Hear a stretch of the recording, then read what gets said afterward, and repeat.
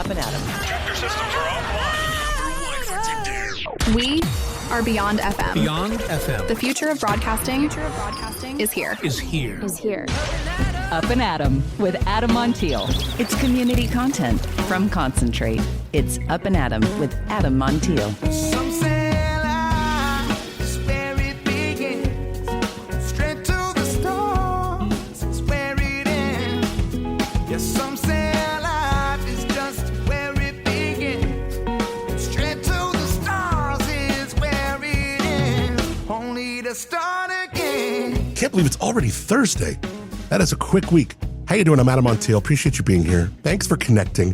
So when California stepped out of cannabis prohibition, everybody thought it was going to be gold bars for anyone willing to light up a grow light. The truth, it was way messier, way more fascinating.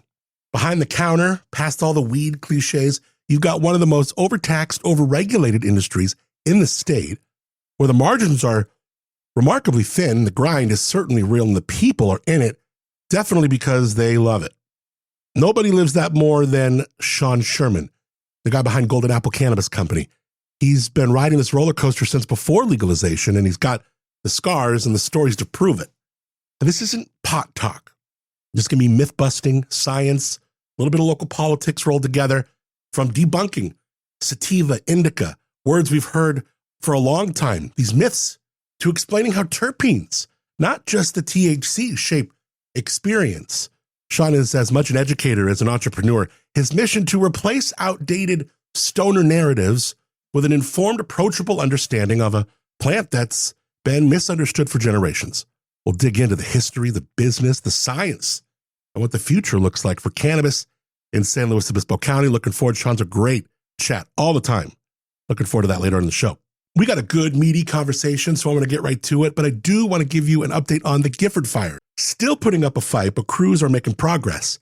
As of last night, CAL FIRE says it's scorched 130,440 acres, with containment now at 41%. Earlier in the day, the fire was mapped at just 129,000 acres, so it is still moving, but not as fast as before. Highway 166 back open between Highway 101 and New Cuyama after being shut down since the fire started on August 1st. 2 weeks, wow. Drivers should expect one-lane traffic control in spots with up to an hour's delay while crews are making repairs. Firefighters continuing backfiring work in the Garcia Wilderness to slow the spread, especially along the northern edge. That means more smoke for folks nearby. The northwest sector remains the hot spot while the other areas are being mopped up and patrolled. That's good news. Right now, over 820 structures threatened, 780 residents are under evacuation orders, and 4 structures have been confirmed destroyed. Nearly 5,000 personnel on the ground with a base camp in Santa Margarita. With schools back in session, they've even set up a special firefighter route to avoid school crosswalks.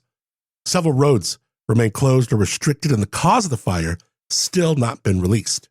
To check your evacuation zones in SLO County, go to readyslo.org. In Santa Barbara County, readysbc.org.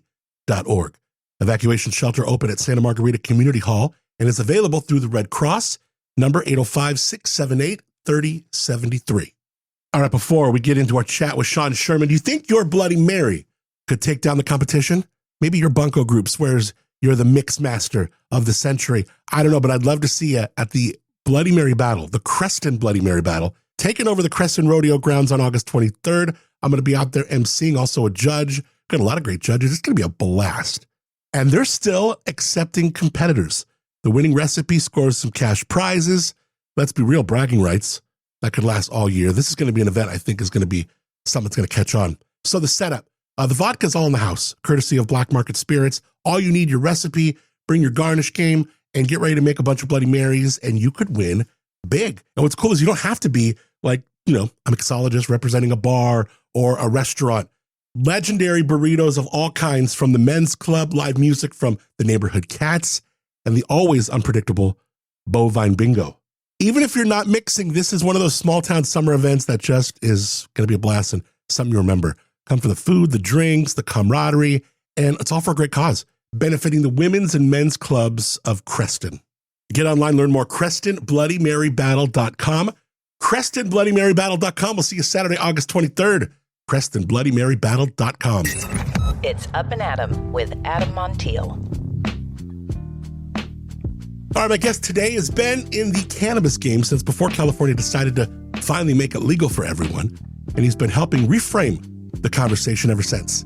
Shawn Sherman runs Golden Apple Cannabis Company, and if you think this is about weed or that kind of stoner mentality conversation, no, you're in for an education.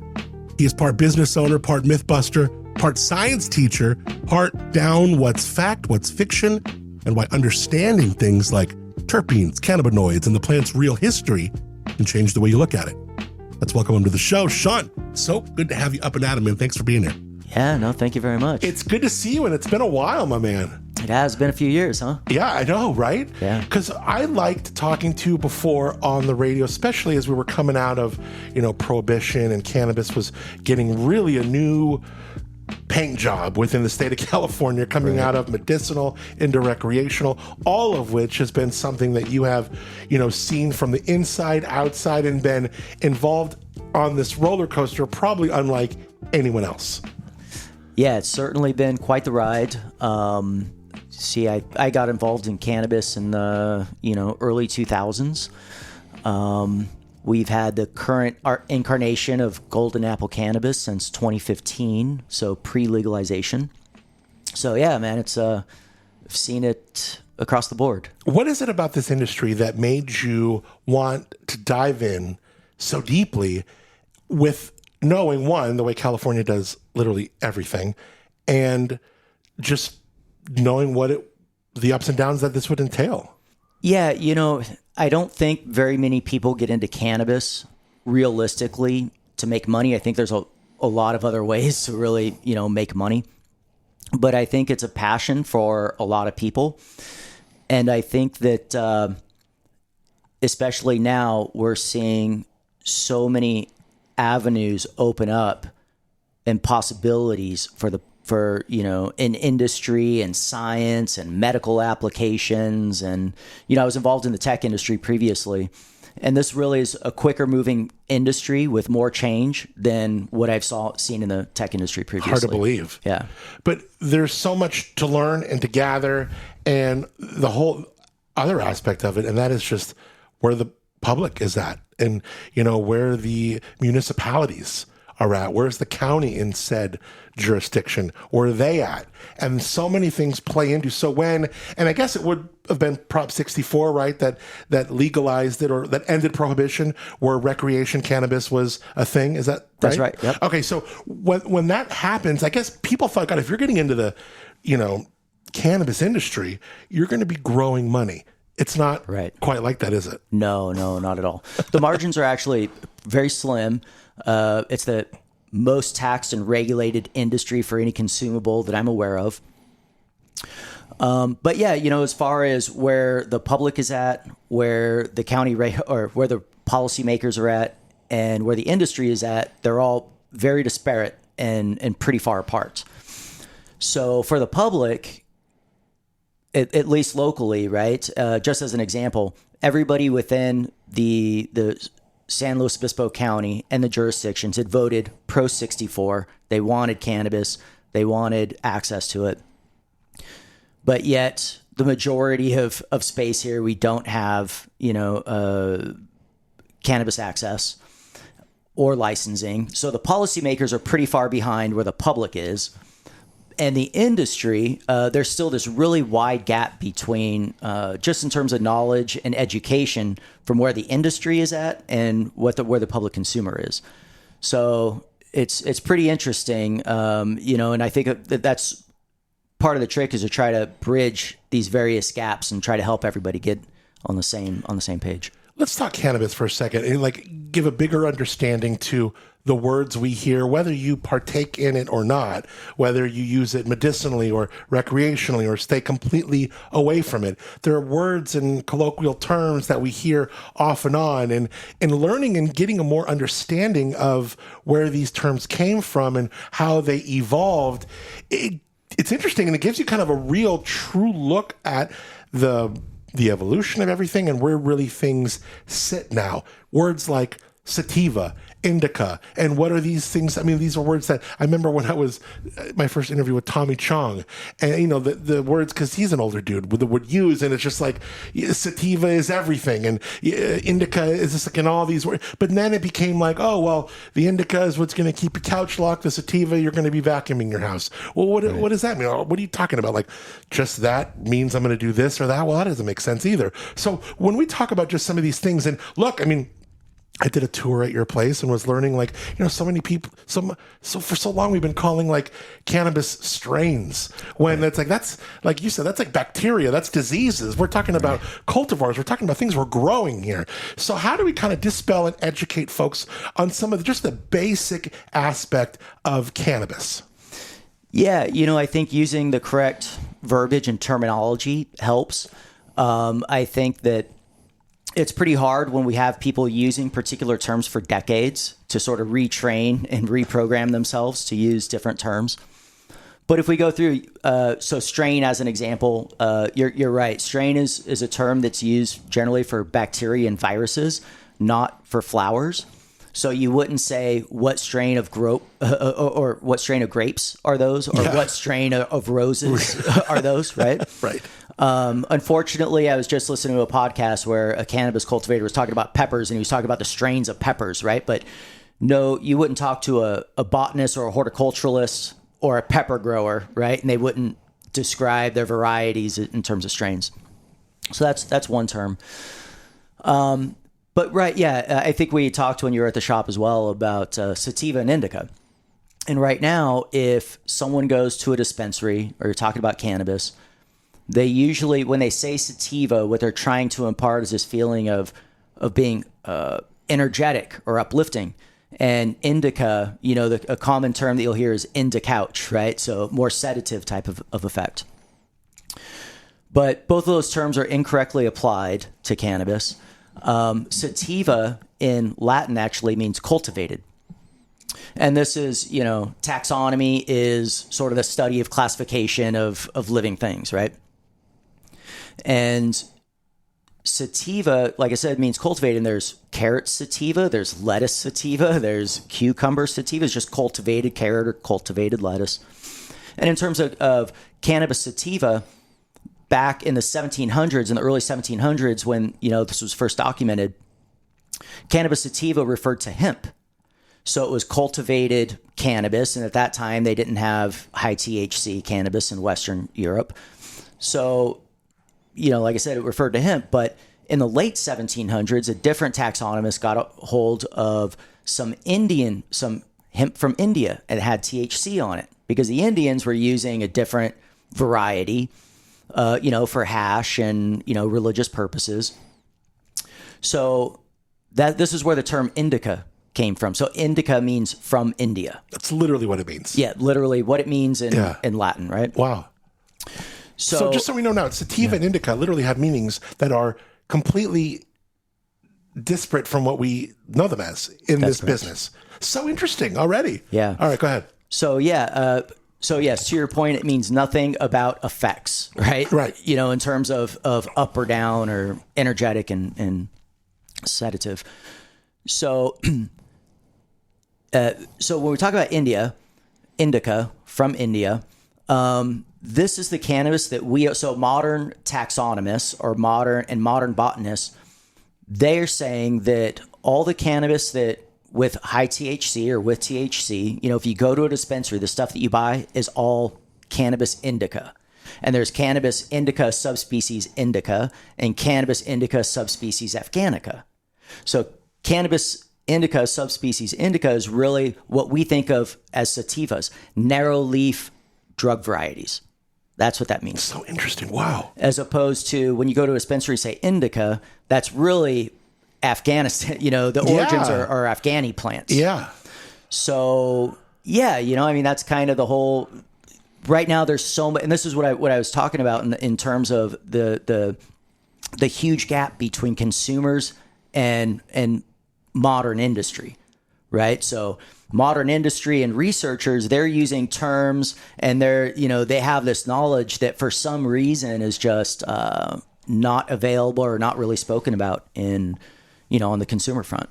Why do you think that this wasn't a vernacular that we are only discovering now, and really through you? Because now, if you go into places and buy, you're going to hear the sativa, the indica. Remember we talked, and now we're seeing talks of terpenes and people putting terpene profiles on their products and all their brands. I'm like, if you were listening to, the Cork Dorks before, we've been talking to you for years. We've been talking terpenes for almost 10 years. Right. Terpenes, which are just, and correct me if I'm wrong, they're just oils that come off plants. They come off all sorts of things that grow. But the terpenes are really where you discover what does what with cannabis. Is that right? That's right. Especially in terms of modulating effect, right? For how humans experience it. So as an example, there are some terpenes, and it's kind of easy to think of them as essential oils. Yeah. Basically. But so there's some terpenes, as an example, a common terpene in cannabis is limonene, and that comes from lemons. And it's the same terpene that's on lemon rinds and citrus, etc. And if you were to put lemon essential oil in a diffuser, an essential oil diffuser, and it goes in the room, it's like an uplifting, sort of awake sort of feeling. As opposed to if you were to put a lavender essential oil in a diffuser, that's generally more calming. So when someone says sativa or indica, when they're talking about what to expect in effects, really they're talking about particular terpene profiles that are in the cannabis. Oh, that's so interesting.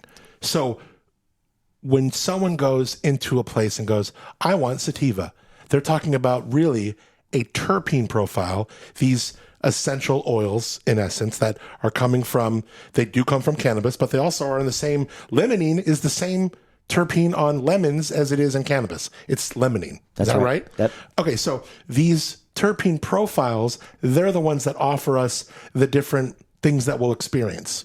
That's correct. So you can find terpene profiles, but was that hard? Because I remember you been on this for a long time. Is it hard? Is it a hard sell to get people to understand, all right, you like beta-caryophyllene, terpene, right, and limonene? Like, well, what's going on? It sounds... Right.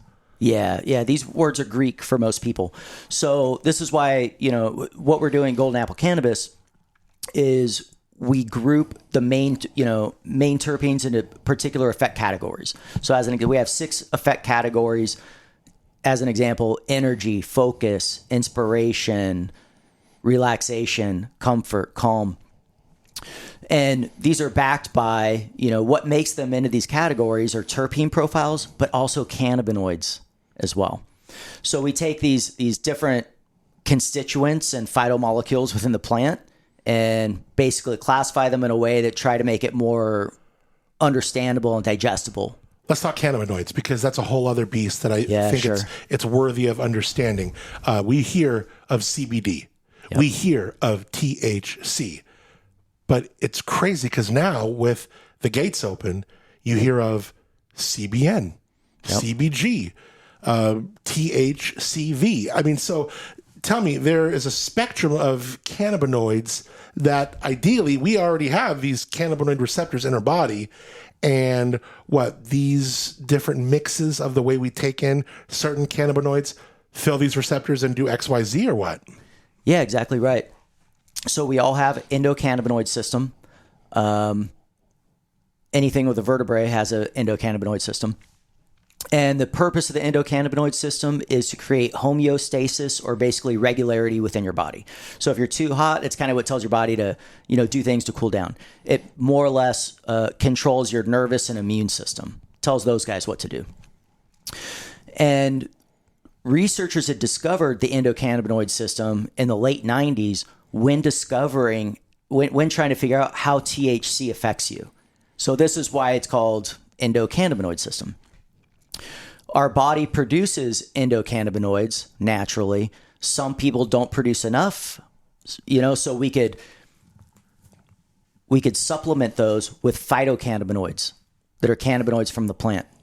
And you're exactly right. Before, most people had heard of THC and CBD. Those are 2 out of 100 plus known cannabinoids that actually exist on the plant. And researchers are finding more every day. Wow. Yeah. And are they worth it? I mean, the THC one seems to be found and worth it because of the psychoactivity, right? People enjoy the psychoactivity, and they seem to do so based on a myriad of terpene profiles that allow them to experience this THC in a myriad of ways. But CBN, I mean, there are people who are falling asleep when they couldn't before because of CBN, no psychoactivity. I mean, there's a lot of these cannabinoids that you're using, whether it's in different forms, that really don't even have psychoactivity. Is it just THC that derives psychoactivity? No, there's a few others that we know of. THCV can produce psychoactivity. There was a new one just discovered, gosh, I want to say last year, THCP. Whoa. That is about 50 times more potent in a sense in terms of psychoactivity than THC itself, but it's in plants like such a minuscule amount. Are we finding these, or are we making these based on things we find?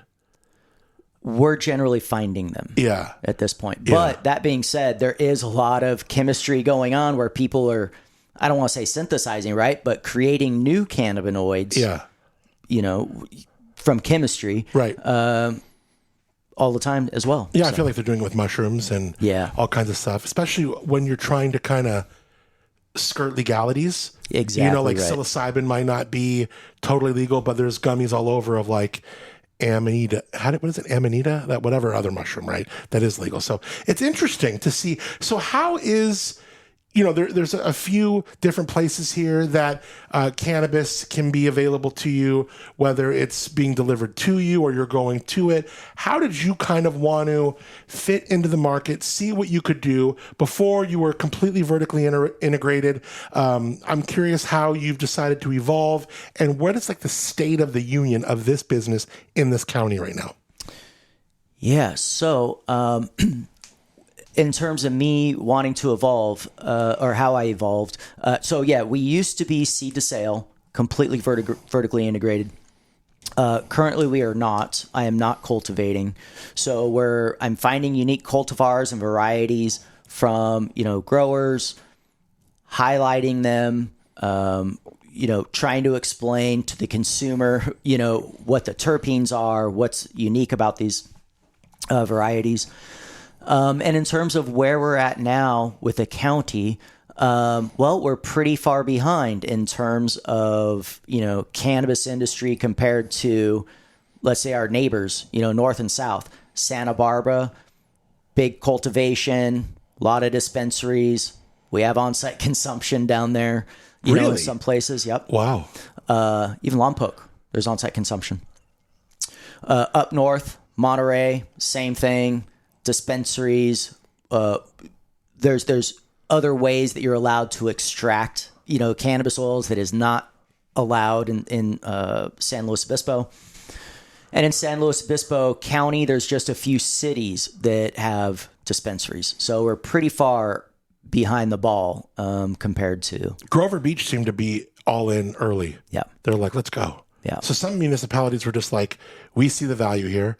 This could help us. Were cities right to take those on? Did it give them the revenue and the tax revenue and the cashation that they were hoping for? Yes, absolutely. So 100% it brings in revenue, right? I mean, look, currently you have a lot of people driving from North County down to South County just to access, right? Just to purchase cannabis at a dispensary.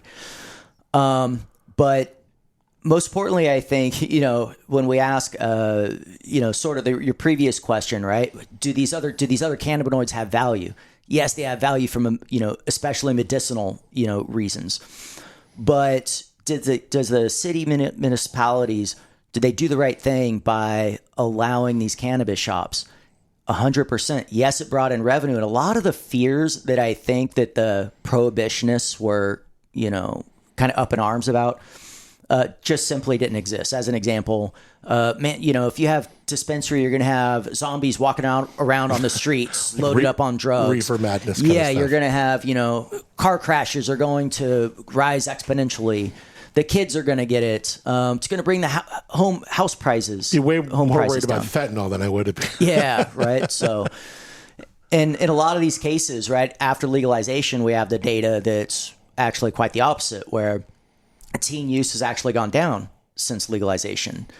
Home prices in cities where there's dispensaries have gone up, not down, relative, to the rest of the economy. So yeah, I think, from a city perspective, I think there's multiple benefits to allowing cannabis industry. Has local press, maybe things in the news, maybe certain people who are in this business that have had headlines about them over the last several years, do these things hurt the game of folks like you who are just trying to push forward and get, T's crossed and I's dotted? Yes, sure. There's absolutely an element of that. I wasn't around with alcohol when alcohol came out of prohibition, but I'd have to assume that there's some parallels, right? When alcohol first came out of prohibition, it wasn't necessarily the people that were in it before were the outlaws, right? So they got a license or something, and there was probably still some criminal elements, involved. And, they ended up doing their thing. Some people came out of the wash, some people didn't. And I think in the cannabis industries, very similar. I think that there, especially previously, there were some bad players. And most of them aren't around anymore. But, it's so interesting coming out of prohibition. I think that affected even the verbiage when we were talking about, strain and sativa and indica. The whole reason that those words were in existence, I think, was simply due to prohibition. It was this folk language that people talked, right? It wasn't scientists talking to people, right. And it wasn't, it was just like vernacular. It was like colloquial terms. Exactly, right. So this is kind of just how things evolved, right? But if it was never in prohibition, I don't think we would have ended up with these terms. That's so interesting. So where do you see the business now? Where do you see, where would you like Golden Apple Cannabis to be? Where are we at right now? And what do you hope to see in the next, 6 months, year for you guys? Yeah. So right now we manufacture our own products, we distribute, and we do delivery. And that's great. We can make great products. We can get out to people. We deliver in North County, San Luis Obispo, and the city of San Luis Obispo. We're going to be expanding soon. In the next 6 months to a year, we are working on a retail space, and that's very exciting. And I think we're going to be a bit different. We're going to have much more of an educational slant, some sensory experiences. So I think it'll be a lot more relatable to the people that have been, let's say going to like a winery or a brewery where, although we can't do on-site consumption, but there's other constituents that we can try and smell and taste that are not THC. Yeah, through an educational form. Yeah. And it's so interesting because you think about like walking into a place now and it's pretty much just like a liquor store for cannabis, right? I'm going to go in, I'm going to buy my Tito's, and if the game's coming up, we'll buy a 6-pack. Or, it's like when you're walking into that part of California Fresh that's just the booze and the drinks, and you're going to go get your stuff and you're going to get out of there. A lot of these people that go in there, they'll see what's on sale. I'm just going to buy and get out. Really, I feel like you're kind of trying to tweak that lens a little bit.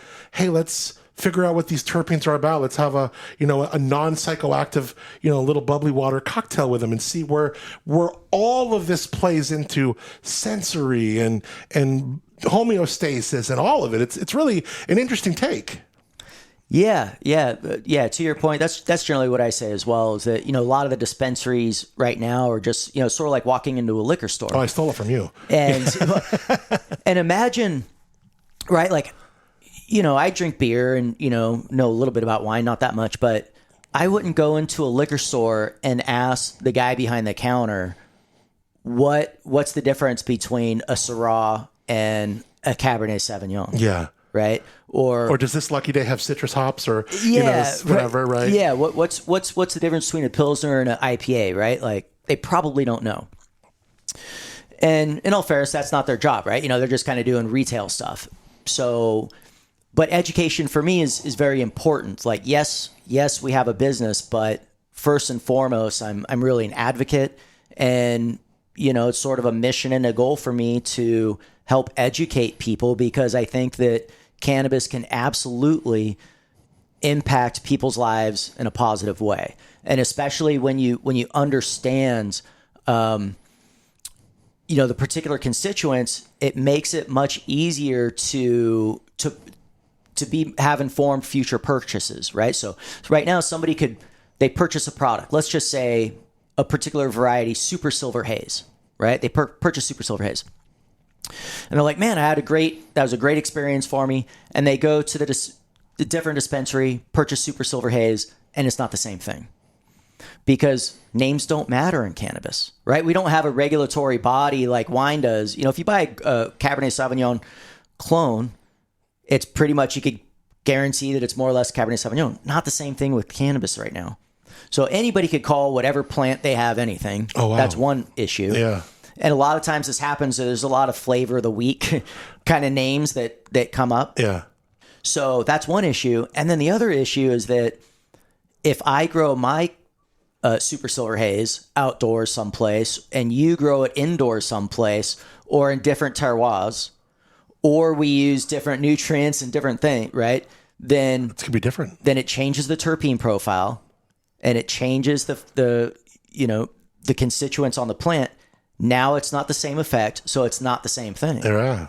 But if somebody understands terpenes a little bit, right, they can say, oh man, I really like that limonene stuff, right? So they could say, oh, I know I generally like something with THC around 22% or so, and I know that I really like limonene, so I'm going to kind of search for something in that group. Tell me how prohibition affected the black market. Has it been up and down? Has it been cyclical? Did it get out of hand? I just feel like every once in a while you read how the black market of cannabis has evolved since prohibition. And I don't quite know that it quite stomped it out. It certainly didn't. But what did it do to it? Well, I think when we came into regulation and out of prohibition, there's still a large black market for two reasons. Number one, the taxation is a big problem. So when you tax something, 30, 40%, and you get it cheaper on the black market, then a lot of people are going to do that. But also access, right? So as an example, in North County, there's no dispensaries. So somebody has to go to, do you want to drive to South County, or do you just want to call your guy, your plug, your dealer up and, get whatever you're getting? So I think those two factors, really add to it. That's so interesting too. So, when are we open now? Yes. We're open right now. We're open right now. Anybody? For delivery. That's right. And you said you were going to do, if you use the promo code Adam, you were going to throw down maybe the biggest discount I've ever heard someone do. Yeah. 50%? Yeah. That's the largest discount we've ever done. So yeah, if you put in the promo code Adam 50 off, Adam 50 off, 50% off your order. Why do you like to do it for 50? Why don't you just do Adam? It's easier. I'm the kind of person that I want to do the promo code as easy as possible. Did you already do that and settle on that? No, we could change it. Let's just do it Adam. Okay, you got it. I mean, I think that's, Adam. Yeah. Yeah. Yeah, I think Adam 50 off is too much. We got it. Yeah. Adam. They're going to get 50% off.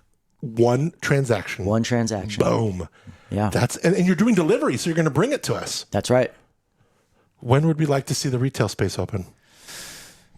Anyone I'm asking. 6 months. So yeah, really? Yeah, in about 6 months. Yeah. I feel like everyone I'm asking, there's just so many things you guys got to button up with permits and county and this and that. And yeah. I just feel for all my friends who are just on the cusp of opening something dynamic and special. I mean, how long have I been talking to you about this? And I mean, God, if you and Brooke aren't the most patient people in this county, right? Yeah, boy. Well, I don't know if it's patience or stubbornness, right? Yeah. Right? And a lot of perseverance, but yeah, we're still here. And like at the end of the day, regardless of what I'm like, I do cannabis. Yeah. This is what I do. Yeah. Right. So regardless, we had to go on. I was around in the medical days.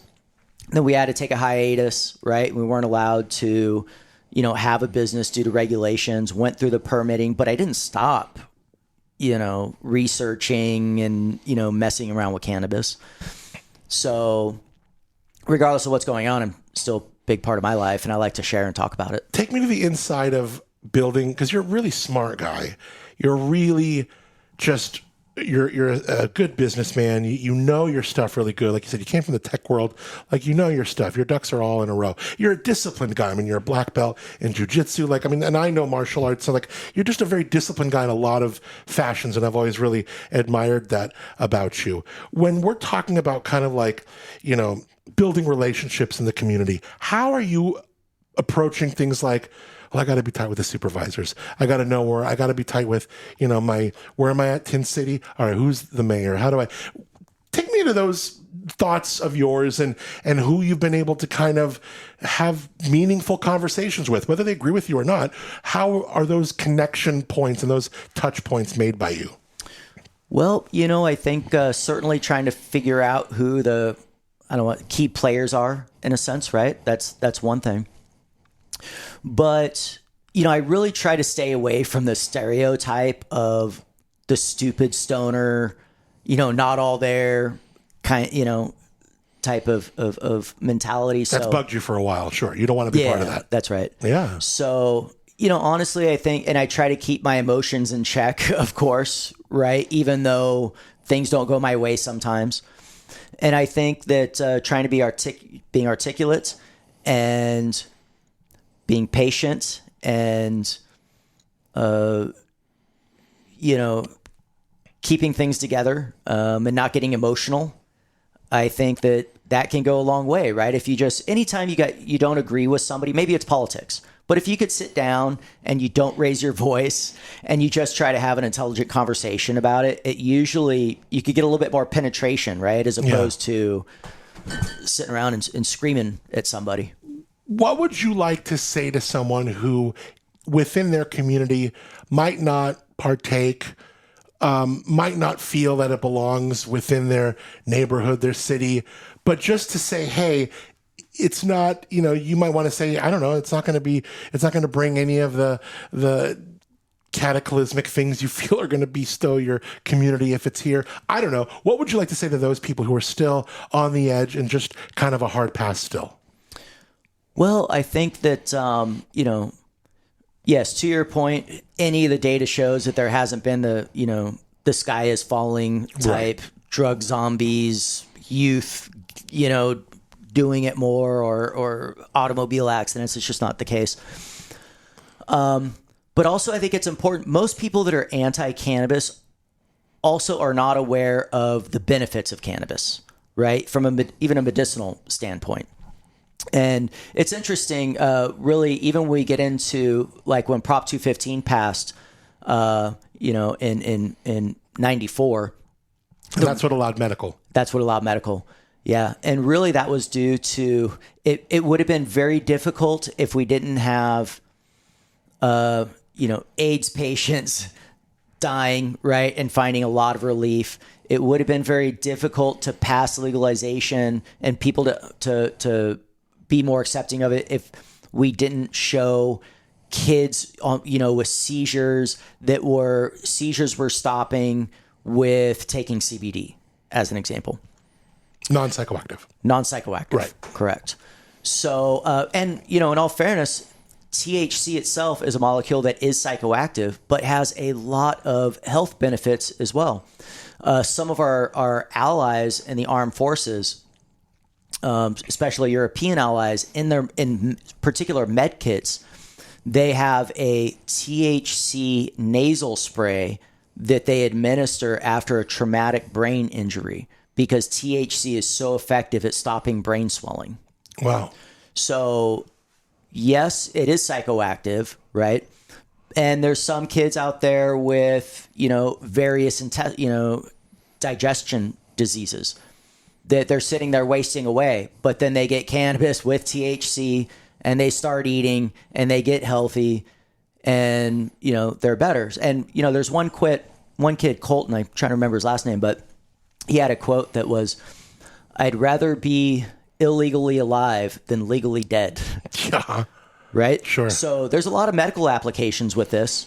And I think, you know, and I try to keep in mind that most of the prohibitionists, you know, and I'm kind of older, right? You know, I'm close to 50.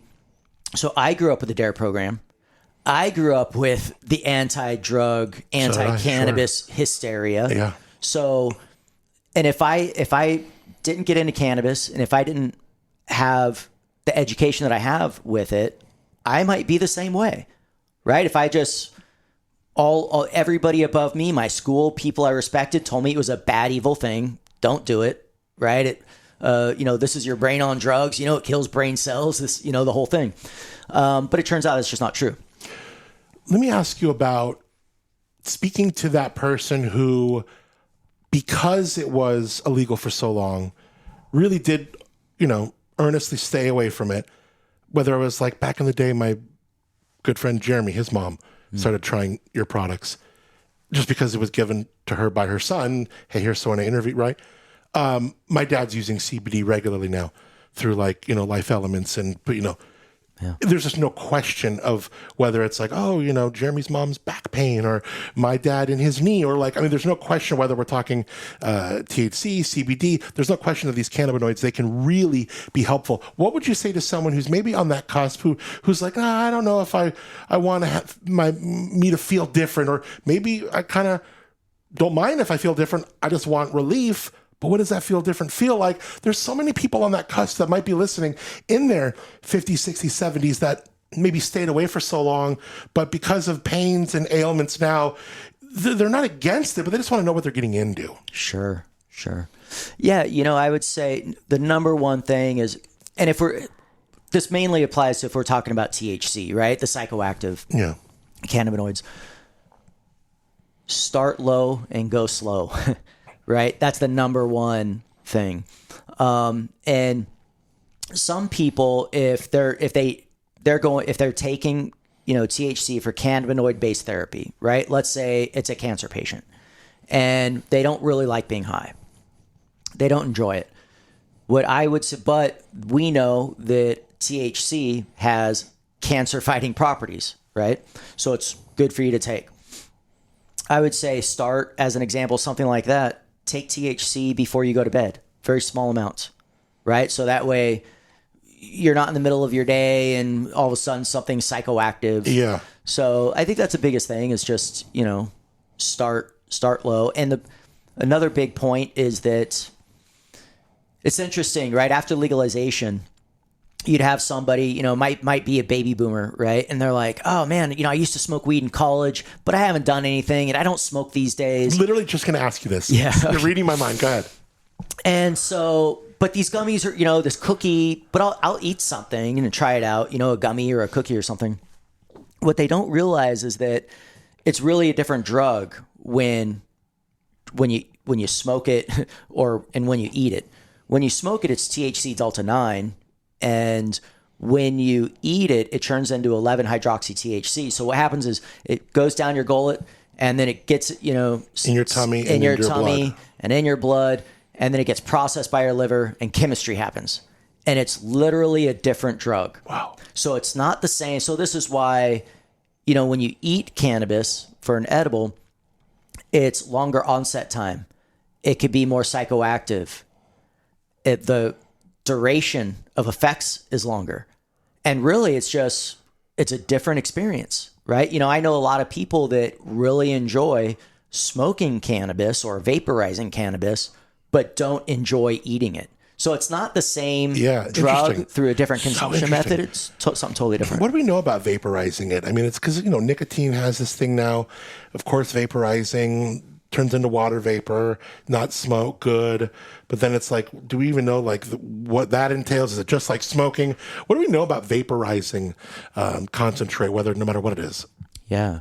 So generally what we know now, and it's really hard to compare it to cigarettes, right? Or e-cigs, because in e-cigs, nicotine is not a liquid.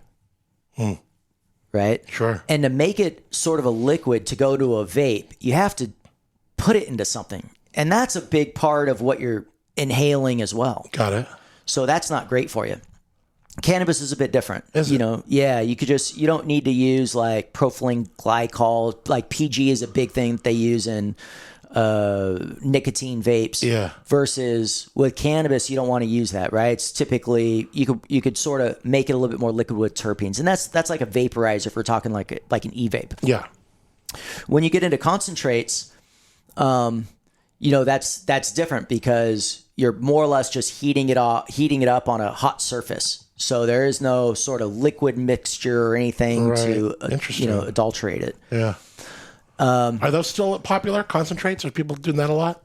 Yeah, especially with the concentrate market is typically somebody that's very experienced or pretty experienced with cannabis, and especially the younger generations. Really?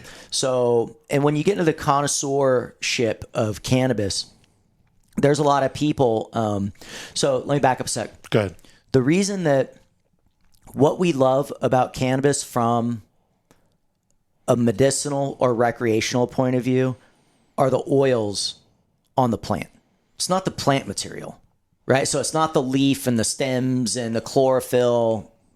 Nobody really wants that, right? I mean, that's the carrier that we use, when we're smoking flower. But a connoisseur, generally, if we're getting to like, the hash connoisseur, concentrate connoisseur, what in industry we call contaminant, that's any sort of plant matter. So we don't want any kind of plant matter in there, right? Just getting in the way. Just getting in the way. The stems, the leaves. We want just the dynamic stuff that sits on top of it. Yeah. So it's really they're called trichomes, and many different plants have trichomes. Yeah. But it's basically a little waxy cuticle filled with oil, right? And when you get into concentrates, basically what you're doing is you're extracting the oil off the plant. And if you're, from a medicinal or recreational perspective, I mean, that's what you're looking for. So that's what you want. And if you could just vaporize that, you're not combusting it. So you're not applying flame and inhaling smoke. Right. It's just vapors from that oil being on a hot surface that you're inhaling. Let me ask you one more question, because I was fascinated by this when I took a tour of your new spot. And thank you for that. It was really cool for you to walk me around. I know you are tremendously busy these days. But the idea of being able to take these terpenes and the recipes of these terpenes that produce a certain cultivar of cannabis, right? Let's say someone has heard the term Alaskan Hindu Kush or sour diesel, right? Sure. One of these things, right? You can take these terpenes, add them to sparkling water, just the terpenes. We're not talking any psychoactivity, no THC, no, just the terpenes. You add those terpenes in the way that one found them on a plant, you could literally produce a sparkling water that tastes, smells, and acts in all ways. Not psychoactively, though. That's right. Not with any psychoactivity. But you drink a little sparkling soda and you'll be like, oh my gosh, that's the smell of that bag or whatever, that container. It's wild. And this, to me, kind of opened up, because I know people doing it in LA and people have thought about doing it here, like a pairing dinner, or all these great chefs, or we have wine, let's do a cannabis dinner. But with all that, so many variables of just people walking out like zombies or whatever. But imagine being able to make a cocktail or something that had all of the, aromas of that sour diesel or whatever, and it not be psychoactive. You're just enjoying it because these terpenes make a really incredible, fun place to visit. Yeah. And what's interesting is, the terpenes that you experienced when we were doing this, they did not come from cannabis. Right. So limonene came from lemons, pinene came from, pine. Yeah. Caryophyllene you could get from peppers, linalool you get from lavender, etc. So you build these profiles up to mimic or mock a particular variety, and now you have essentially the taste and smell of that particular variety. But now a chef can truly have a dish that pairs with sour diesel. And you don't have to run into, because, to be honest, like if you want to go to a dinner like this and really dive in, there could be fun ways if you knew how to partake, sure. But like, you don't want to be given one certain thing, because you don't know how one person's going to react to it versus the person next to you, a different gender, demo, tolerance, right? There's so many like aspects that could make them affect you differently. This is the way to do that. I think we could be seeing cool dinners with what you put together in that tour for me. Like, that's so exciting. Yeah, 100%. And here's a unique fact that most people aren't aware of is that cannabinoids, so THC and CBD, odorless and tasteless. That's interesting. Wouldn't have guessed. Yeah. This was all terpenes. Well, terpenes and over the last couple of years, researchers have discovered whole new classes of molecules that we now call flavorants, as opposed to flavonoids. Flavonoids don't actually have flavor; it's more for color.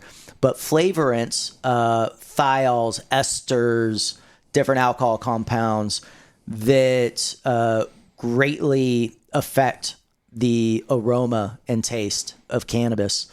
As an example, the danky sort of skunky smell Sure. from cannabis is actually not from a terpene. That's from a thiol. Oh, wow. And it's the same thiol that is in green bottled skunky beer. So, like a Heineken or right, Lowenbrow, St. Pauli's Girl. And it's interesting, right? Because I used to love green bottle. Like I'd walk into a bar and be like, oh yeah, do you have any green bottle beer? And my buddy next to me would be like, I'll take anything but a green bottle beer. Yeah, right. Yeah. So, this is something that the hop guys have known for a while. They're a little bit more ahead in terms of sensory science and some of the aroma molecules. Cannabis is really working tightly with the hop industry. That's cool. Yeah. Final question. Tell me, and I love asking my beer friends this question. How does doing what you do, obviously you have a hospitality kick you want to kind of really lean into for Golden Apple. How does being in wine country and what you know of wine country and that hospitality aspect of wine country, how does it play into the way that you move forward with Golden Apple? Man, it's changed everything. As an example, we talked earlier in the conversation that most dispensaries are like a liquor store, right? Whereas I think just the influence around me, although we can't do on-site consumption of, cannabinoids when our space opens, absolutely want to have sensory experiences. And, even our products online at our shop, we currently don't have any other brands, right? So everything that you go to our website is something that we've either made or curated, from a particular cultivator for a special, unique reason. So yeah, it's 100% influenced everything. And I think it's going to continue. And when I talk to people, about this area, San Luis Obispo, and what we have going on here, one of the ways that I describe is I tell them, really this is sort of like Silicon Valley for craft consumables. Yeah. Yeah. It's a great way to put it. Yeah. I love it. This has been fun, dude. I'm excited to see how you've evolved, and I know it's not the easiest industry, but we talked to a lot of our friends in the wine industry. Like, you said it, you don't get into the biz to make money. And a lot of people would think if you're getting into the green business, you are getting into print money. And It's not quite like that. And I love how you dispelled that and you were so honest about everything. And also I feel like just enlightened from an educational standpoint, like you really brought a lot of things to kind of light here and kind of helped us sort out different, whether it was terminology or understanding from the business from an inside. So how can people learn more about Golden Apple website? And let's get that promo code out again. Perfect. So yeah, the website is goldenapplecannabis.com. The promo code is Adam, ADAM. And on IG, we are Golden Apple Cannabis. All right, cool. We got links in the show notes. Check it out. What is that savings if you use promo code Adam? 50%. That's legit, dude. Yeah. 50% off. So load up, go to Golden Apple. We got links in the show notes. goldenapplecannabis.com. That's right.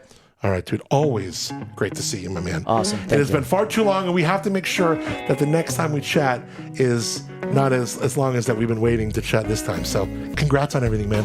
I agree. Thanks very much. Thanks for having me on, and I look forward to the next one. Some say life's where it begins. Straight to the stars is where it ends. Only to start again. Big thanks to Shawn Sherman from Golden Apple Cannabis. If you want to learn more, take advantage of that insane 50% off promo code. Use the code ADAM when you're at goldenapplecannabis.com. Again, ADAM, promo code ADAM, 50, baby.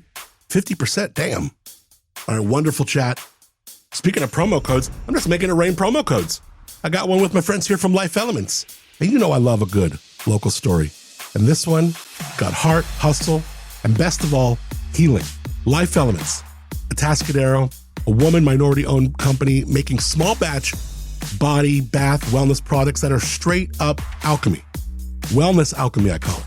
Their CBD relief sticks, absolutely legendary. Ask my dad, who now swears by them.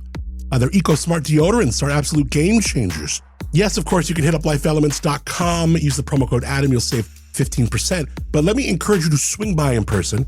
There's nothing that replaces going in there, seeing Martha. 7425 El Camino Real. Don't forget Kurt.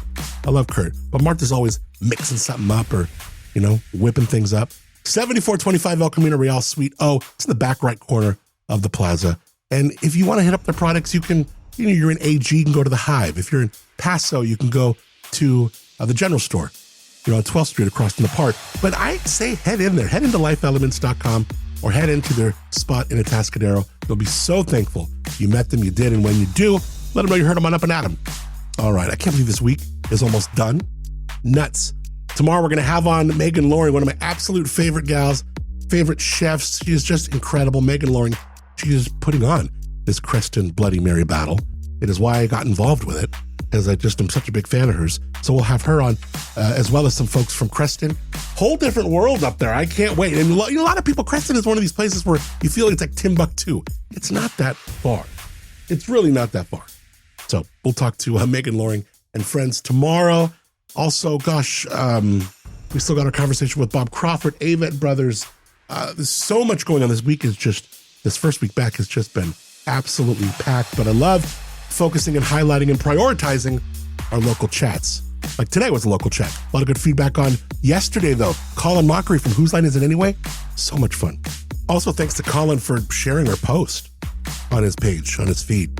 So thanks for connecting with us here. Thanks to Moonshiner Collective for original music on the show called Start Again. Stream them wherever you get your music. Of course, learn more about them, moonshinercollective.com. Thanks to Timbre Winery for the Timbre LoBro Studios, TimbreWinery.com. Their tasting room is in the village of Obrero Grande. This cool little house. They're great people. The wines are absolutely world-class. I love them. And I thank them for the Timbre LoBro Studios for the TimbreWinery.com. CrestonBloodyMaryBattle.com. Also, GoldenAppleCannabis.com. Use the promo code Adam, 50%. Lots going on today. All kinds of info, all kinds of opportunities for you. I hope you have a great rest of your day, and I hope your week is rounding out just perfectly. Thank you for being here. I'm Adam Montiel. I appreciate you being Up+Adam. Some say life's where it begins. Straight to the stars is where it ends. Only to start again. Let's start again. We'll start again. Let's start again.